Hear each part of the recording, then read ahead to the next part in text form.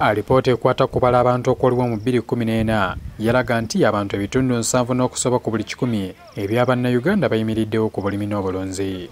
Olw'okuba gwe mulimu ogusinga okwettanirwa naye ng'ate gulimu okusoomooza kunene, gamba ng'ettaka okuggwamu obugimu n'ebizibu ebirala ebyetuumyeko. Omukulembeze w'eggwanga yalaba nga kigwanidde okugutumbula gufune ekiralo ng'enjogera y'ennaku zino olwo ennyingiza mu maka yeeyongere. Bw'ati kwe kutondawo enkola gye yatuuma 4 model ng'eno egenderera okusomesa abantu okukolera ku ttaka ettono naye ne bafunamu kinene.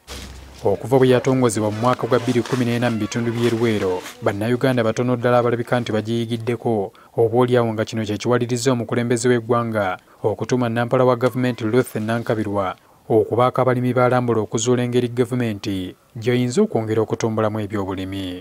Kakati wano Nambula district kumpi ya 5 okuva gye natandikira e Kabalole e Lwengaajo, ng'era yonna ng'enze ndaba models ez'enjawulo.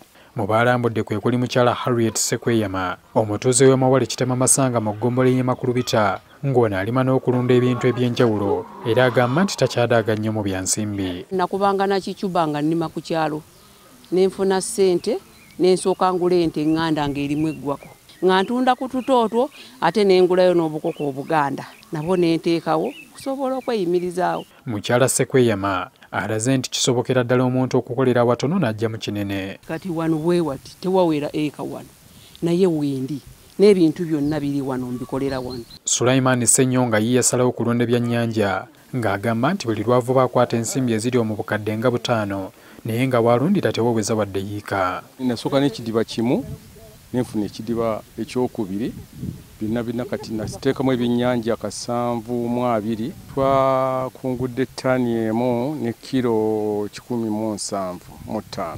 Nankabirwa atusongedde ku gavumenti bye yeetaaga okussaako essira okutumbula omulimu guno.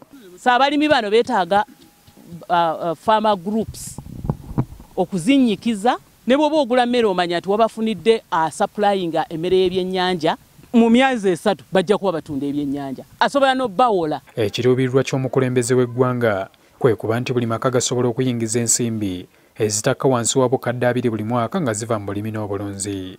Herbert Kamoga, NTV ku ssaawa emu.